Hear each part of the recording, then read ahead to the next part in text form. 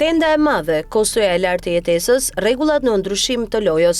Në dritën e fitores së mandanit, kryetari të ri të Bashkisë së New Yorkut, socialisti demokrat, dhe sukseseve të tjera të Partisë Progresive në zgjedhjet e 4 nëntorit, nga fitimi i posteve të guvernatorëve të Virginias dhe New Jerseyt, deri tek fitoria në referendum në Kaliforni, këto 3 fronte do të jenë vendimtare një vit nga tani, në zgjedhjet e mesit të mandatit që mund ta privojnë Trumpin nga kontrolli i Kongresit. Fitoria e madhe e Mamdanit me mobilizimin e mbi 100.000 vullnetarëve përfaqëson një injeksion të jashtëzakonshëm energjie për një parti të krahut të majtë që deri më tani është dekurajuar dhe çorientuar nga kthimi i Donald Trump dhe agenda e tij autoritare.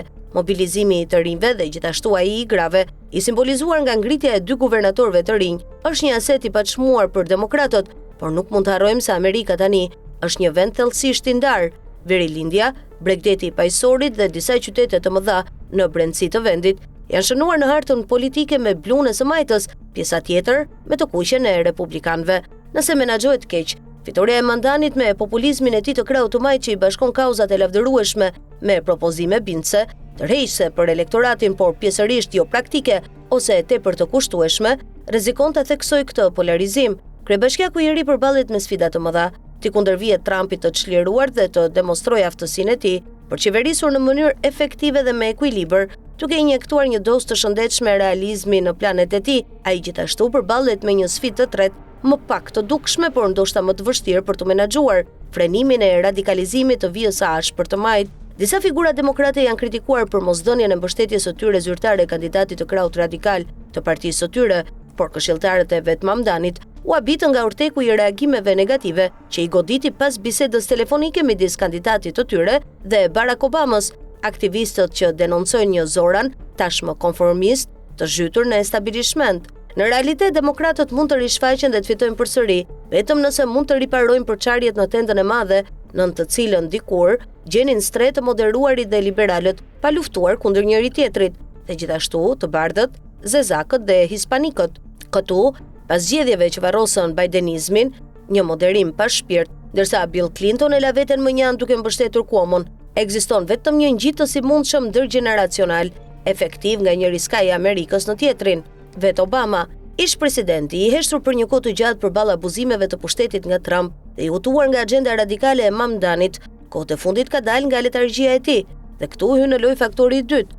Ashtu si Mamdani dhe guvernatori i Kalifornisë, Gavin Newsom, i cili udhëhoqi dhe fitoi betejën për një rivizatim miqësor ndaj demokratëve të artës së zonës zgjedhore, një betejë që në vetvete është shumë e diskutueshme, por është e justifikuar përballë manovrave edhe më serioze republikane për të shtrembëruar votën në Teksas dhe shtete të tjera të kuqe.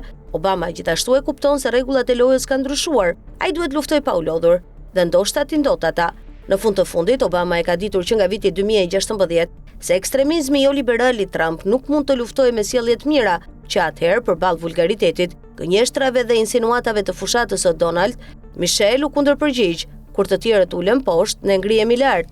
Tani Obama po ndryshon kurs. Ai u rrëfen miqve të tij se deri më tani mendonte se Trump, pavarësisht sa dëmtues, do triumfonte, se Amerika do të qëndronte e fortë. Tani ai nuk është më i sigurt, kështu që ai lë më njanë dyshimet e tij në lidhje me korrektësinë institucionale të zgjedhjes së Kalifornisë dhe mbështet luftën kundër ndryshimit të hartave zgjedhore. Nuk është mision i lehtë duke pasur parasysh se ai duhet të përballet jo vetëm me përjashtimin e personave të vijës së parë, por edhe me përpjekjet e parashikueshme të lëvizjes MAGA për të prishur një plan të tillë me provokime dhe ndoshta edhe me ngacmime, shkruan Corriere della Sera.